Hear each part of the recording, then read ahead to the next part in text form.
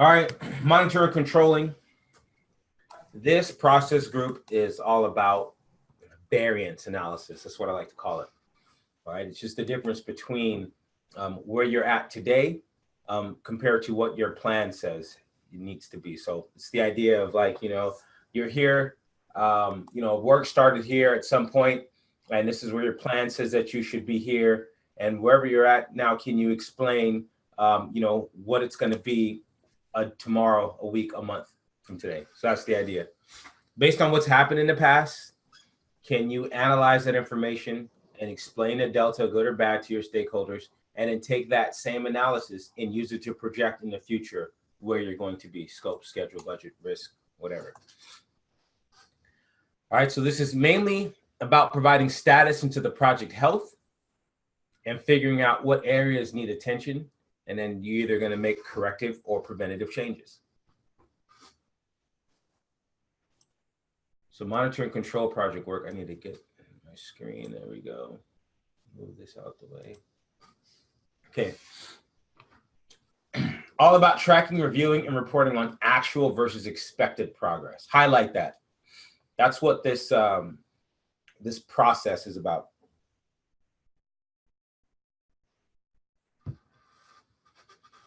All right. Tracking, reviewing, and reporting on actual versus expected progress. So we want to look at the effectiveness of our activities. So not just the risk responses, but everything, our procurements. How's everything looking? And then we're going to provide some forecasts and identify any risk and opportunities. So the key outputs we're going to look at here are going to be the work performance reports. We'll potentially get change requests, and we'll update documents and plans. So notice here we take any component of the plan, almost all documents. We'll look at work performance information and what that is, the agreements themselves or contracts, EFs, no PAs, and some of the same tools and techniques that we've seen, right? Expert judgment, data analysis, now in alternatives, cost benefit or earned value, root cause analysis, trend analysis. So we'll look at these, and then the outputs work performance report would be the specific one here. And then the next three are potential. So work performance reports give you sort of a forecast in a summarized version, and it also gives you ideas about how the project health is happening, and you distribute that out as a project communications. By the way, a work performance report doesn't get sent out to anybody, a project communications does. So just a little nuance in language for PMI. So status, graphs, forecasts, charts, designed to keep stakeholders aware and generate decisions or actions. It's all we're really doing in this process. We may get some requests for change. Maybe modify some baselines, right? But not a whole. It's potential. This could happen. Likely it will, but you just don't know when it's going to happen. But so these are always potential change requests, updates to documents and plans. Now, the work performance information that we'll take into account. So let me go back. Let me go back a couple slides. I'm going to go back to this slide here. Okay. With the exception of monitoring control project work, the one we're looking at now, from 4.6, perform integrated change control, all the way to monitor stakeholder engagement. All of those processes take work performance data. That was the output of direct and managed project work. They take work performance data as an input and give you work performance information as an output. Okay, all of these processes, data in, information out, data in, information out. So we see here from perform integrated change control all the way down to monitor stakeholder engagement. All of the outputs of these processes, the work performance information that we get from each of these becomes an input to monitor and control project work. And then the output of this process is a work performance report. So I just wanted to show you that all of these processes from 4.6 down feed into this one process. And then the output of that is the actual report. And so we see that there. We see work performance information in, work performance report as an output. And I think this process is a good this is a good overall example of the PMI way. We have inputs where we use tools and techniques to create outputs. Basically, we're going to take this work performance information that we've gotten and all the agreements, the contracts, EFs, OPAs, documents, and plans. We're going to use alternatives analysis, decision making, data analysis, our expert judgment, and meet with people to turn all of those documents into a report. And if necessary, request change, update our approach, and update other documents. That's the same process over and over and over for almost all of these. Take inputs, use tools and techniques, make outputs. So work performance report summarizes all this. Designed to keep stakeholders aware. We may get requests for change, updates. All right, we've seen this. Okay. We'll take some project plans and documents as well. And then the analysis that we'll use, we're going to do earned value management when we get to control cost. All right, so earned value analysis can help you with providing a forecast or explanations to what's happened or what's happening and allow you to make some decisions. Trend analysis, don't overthink that. What's the line doing? Is it going up or down? All right, don't overthink that one. Variance analysis, the difference between what you plan to be, where you plan to be, how much you plan to spend versus where you actually are in terms of progress or how much money you've spent in the budget. All right, so that's all that is. It's a fraction, it's a percentage. Don't overthink that one either. And then root cause analysis. What are the reasons for the issues that have come up that have caused us to not meet our particular budget at this moment or meet our particular schedule? Whatever it may be. It could be quality performance. What's the root cause? And then there's alternative and cost benefit analysis, right? Well, what's the best method to go? Should we, I used the example earlier of building condos off the coast of Florida, and it's like, we could have sandbags out and we should board up the windows. Maybe next time an alternative is we'll put storm, they call those storm gates. I don't know. We don't have those in California, but I'm imagining. I don't know. Do they have those where you guys live? Is it like a little shutter, a storm shutter? What do they call it? Yeah, I think you got it. Storm shutter. Okay. Yeah. So yeah. I mean, that will be the idea here. So when you see these are, I'm giving you these examples because this is what the exam is going to do. They're going to describe these scenarios. They're going to describe the fact that they're going to talk about risk and make you think it's a risk question, but it won't be. It'll be a monitor and control project work. Here's an example. You're a project manager for XYZ company, and your project is to build condos off the coast of Florida. You have noted in your risk management plan how to handle weather-related type of risk, and you qualify that the hurricane was likely to happen and it was going to be extremely impactful, and you quantified the fact it was going to cost the company $4 million. Your risk response was to board up the windows and place sandbags and send all of the workers home, right?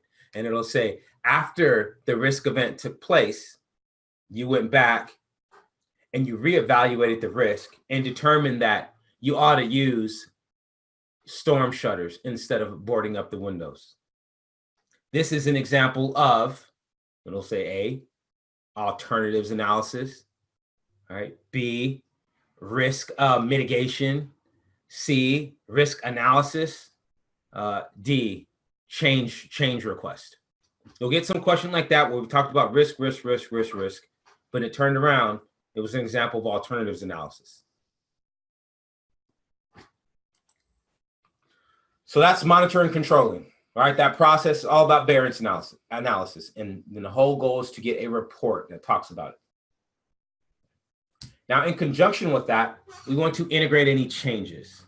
Any changes that happen, update all your documents, let everybody know what we're doing, and then let's move forward with that new plan. And if we're going to have a new plan, then you need to have some type of document that says, if you make this change, what is it going to do to the scope, schedule, budget, and allow folks to vote on it. That's what this process is, integrated change control. Okay. So change requests are generated by multiple processes throughout a project's life. And we all know that. We can get change for everything. So the question is when do you actually have to go through change control for PMI? And the answer is going to be anything that changes a baseline. anything that causes you to spend more money, to take longer, or deviate from the scope baseline. Scope statement, WBS, WBS dictionary. You deviate from that, even if you don't get a cost increase, but if you're deviating from that, then you must go through change request to allow, the sponsor to make a decision. All right, so for the exam, just remember that. Scope, schedule, cost baseline, any three of those need to be changed. Then you're going to need to go through change control. Okay, so key outputs here will be approved change requests. That's the whole goal, right? So not just change requests, but approved change requests. Those that are not approved they'll sort of die in a change log, right? So that's a document update. They'll just say, nope, change is denied, right? If it gets approved, then there's an actual approved output there. And then we may update our approach. We'll get there by taking the plan, taking the work performance reports, any change request, EFs and OPAs, and then we'll use expert judgment, some tools. We'll analyze the data. We'll make decisions. We might need to do that. And so let's take a look. Outputs here, approve change request, and feed instructions back into the project. Let me go back a slide. This approves change request. If you remember when we did direct and manage project work, there is an input to that process, very beginning of execution, called approve change request. So that's the idea here. I'll show you a picture that gives you the flow of deliverables throughout the life cycle of a project and how approved change requests become an input right at the end of this process. But here's the idea is those go back into the project and you got to update your document, right? There's some efforts to do that. And then you need to make sure that all of the team members know what we're doing. And then if they're rejected or deferred, meaning, well, we're not going to do it just now, then that's communicated back. So we would update some sort of log, the change log in this sense. So approved change requests are implemented. You see that's underlined there by direct and managed project work. Just remember that becomes an input to that process. Now, in order to do this, we need the change request, right? And that can come from, many scenarios within the project. We're going to deep dive into it in a second. We'll look at our plans and our documents for areas of change. There could be a range of factors, government, legal restrictions, things that change within a contract, right? If you're performing services or supplying goods to a customer, their rules and regulations become an EEF to you. Out of your control, you got to operate under it, right? So we see contracting constraints come up here because that's what, and that's where the EEF lies in there. As far as the OPAs, could just be the procedures and policies that your company has in place to get this done. For many companies, a PM can just may be able to deny changes, but probably needs someone else to approve the changes. In some scenarios, a simple email will do. In other scenarios, you got to have a very formal change control board.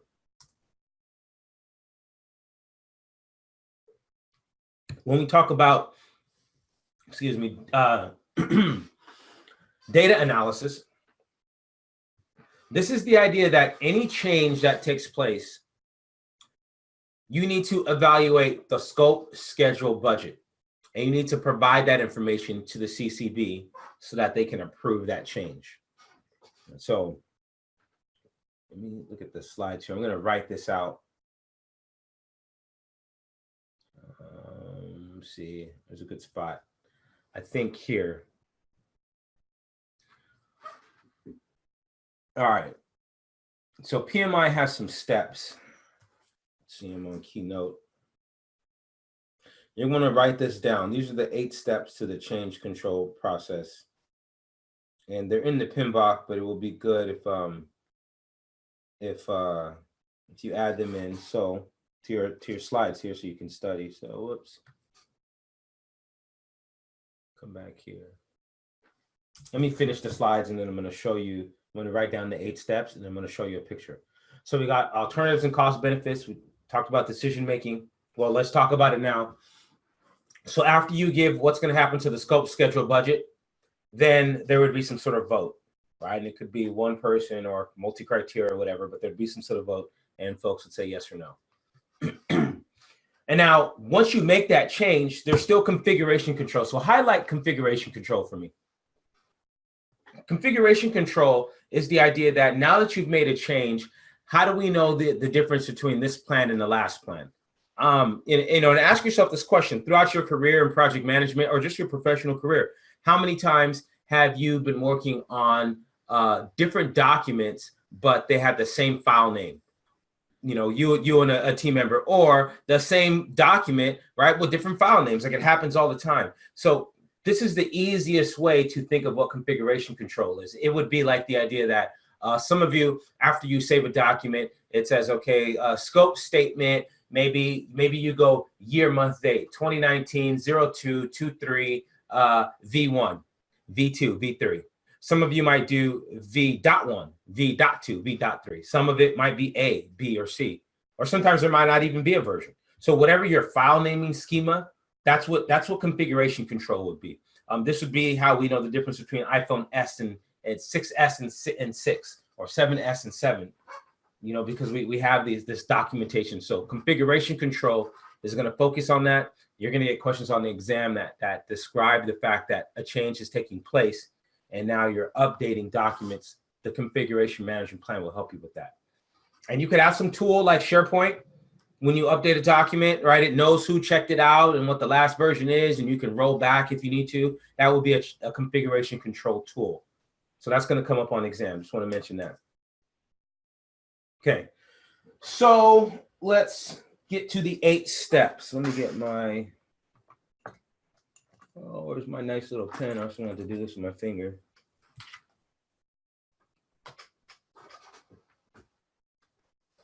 So step 1 from PMI. That's not working. Finger, oh, it does work, but that's not working. All right, I have to use my finger. We'll try one more time. I can't leave my door open. Oh, here it goes. All right, so first thing we have to do is prevent the change. You want to write these steps down. Prevent change. And oh gosh, it's not even writing well. Prevent change.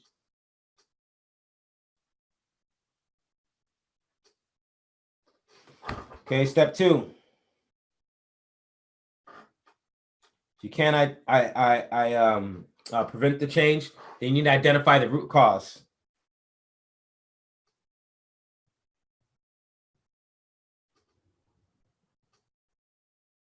Identify root cause, or do some sort of root cause analysis. Okay, that's analysis. Okay. Step 3, document the impacts. All right, step 3, you need to document the impacts.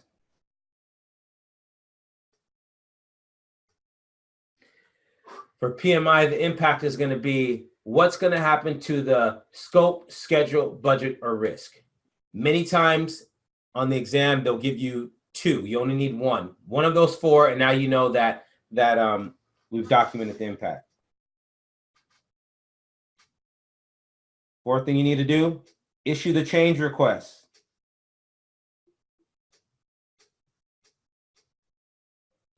Issue the change request. So note that when someone on your team comes to you with a change, that's not a change request. They're coming to you what they believe to be as a change. Your first thing is to prevent it. And you could do the 5 whys. Well, why should we change? Well, what's going on? This and that. Now that you find that out, probably you did root cause analysis, you identify what that is. Then you say, okay, well, if we do make this change, it's going to add so much to the schedule, the budget, or it's going to do this to the scope. Okay. Now that we know what those impacts are, now we're going to issue that request along with the analysis to the CCB. That is that if I go back on a couple slides, right, that's the idea that we're doing this data analysis. We have the alternative and the cost benefit analysis. We want to identify what the total impact is going to be, right? We want to identify what the total impact is going to be there. And from there, now the CCB can make a decision, right? So coming back. So now that we've issued the request, then our next step is to get CCB approval.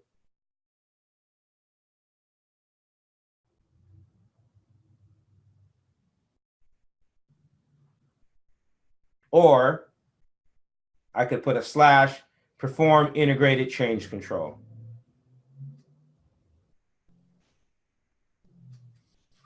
All right. So now it's literally do this process. Go hold a meeting, whatever it may be, Wednesdays, Thursdays at 4, where you get your key stakeholders or your steering committee and provide this information to them and get their yay or nay. Okay. Now that you've gotten approval, step 6 says update your documentation.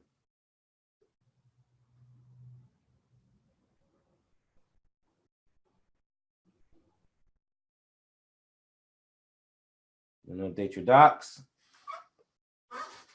Step 7. Now that you've updated your docs, now you want to go get buy-in from the team. And I know that sounds backwards. It's like, well, what do you mean you've made a change and now you got to go back to the team? Like, well, in some scenarios, the customer or is the key stakeholder or the sponsor, if you will.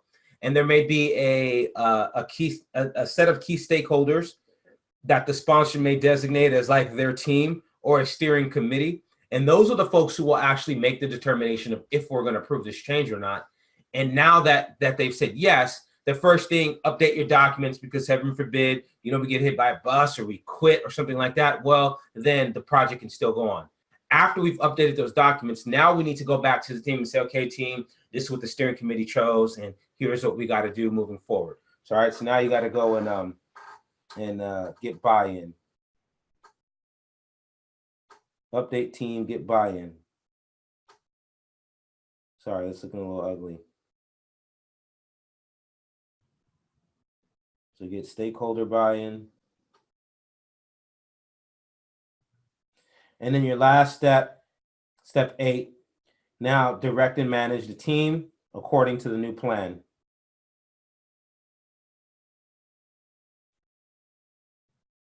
Direct and manage team according to new plan. I don't have space, but. So let me just recap, because these are the 8 steps that you must memorize for the exam. Okay. First step, prevent the change. Second step, identify the root cause. Third step, document the impact, right? Perform some analysis. That might be the other word PMI will say it, perform analysis. Analyze the impacts or document the impacts.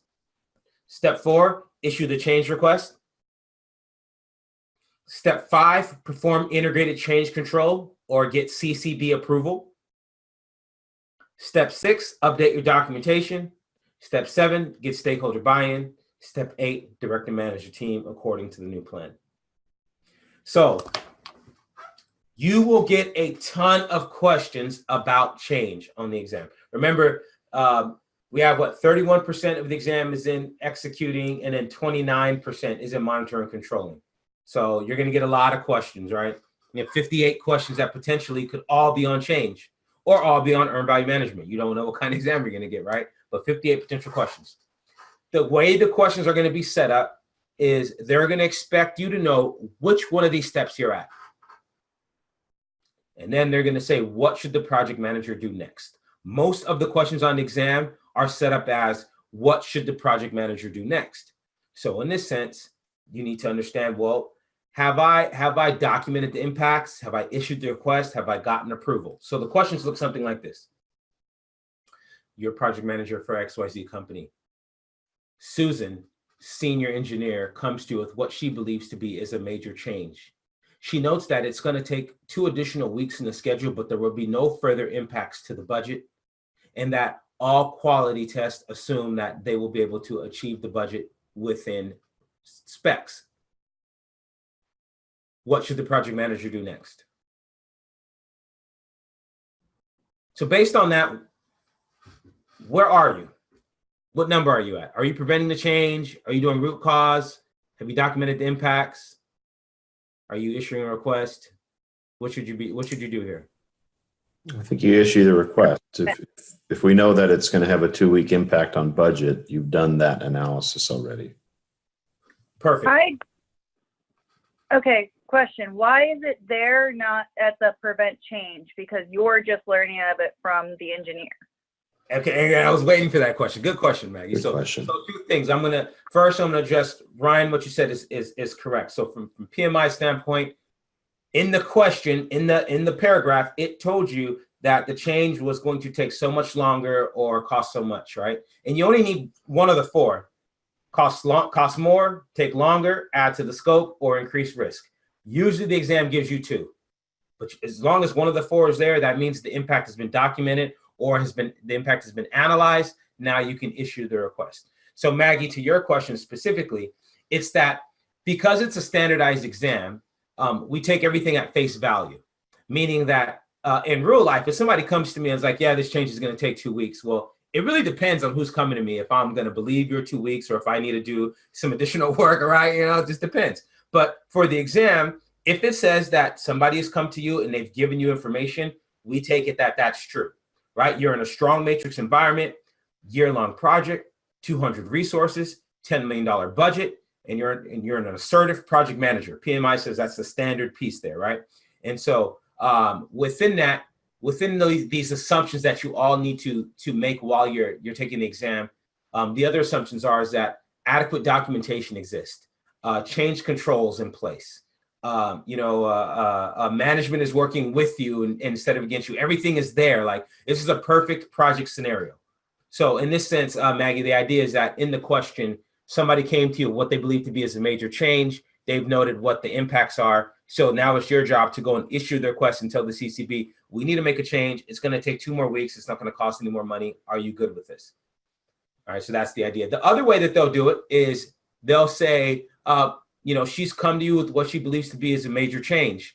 You guys have a quick discussion, and it is believed that it could possibly cost 10% more and take 15% longer. You and the team are deciding how you want to develop this information and communicate to the sponsors. What should the project manager do next?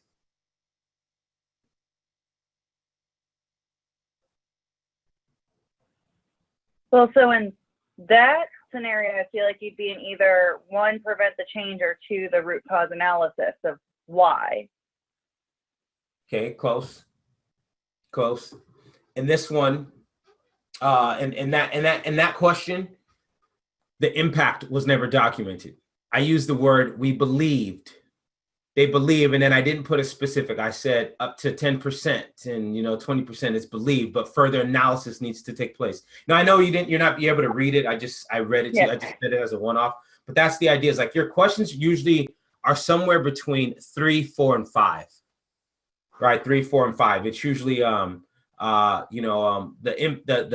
impacts need to be analyzed and documented, or you need to issue the request, or it'll straight up say you've just issued a change request. What should the project manager do next? And then, okay, if you've issued the change request, go get approval. All right. So, Maggie, where you'll see 1 and 2 is rather than saying what should the project manager do next, it'll describe one of the scenarios I described, and it'll say, what's the first thing project manager should look to do when dealing with change? Right, and it'll say try and prevent the change, right? So in that case, regardless of the scenario they give, the answer would be the same, Or they'll say, once you've identified that you couldn't prevent the change, what's the next step for the project manager? In that case, identify the root cause. Because if you can't figure out what the cause of it is, then you're not going to be able to figure out what the impacts are when you change those things. All right, so that's the idea from PMI. All right, so everybody got these 8 steps? Know these 8 steps. You're going to have to, and know them in order, right? I forget exactly which page in the PMBOK it is. I'll look it up and get it to you guys. Let me make a note of that. Change control page. But I've given you the 8 steps, but still you'll see it with the official PMI language, what the 8 steps are. And then you need to know these, memorize them, and know that, just remember that when someone comes to you, it's not a change request. You as a PM issue the change request.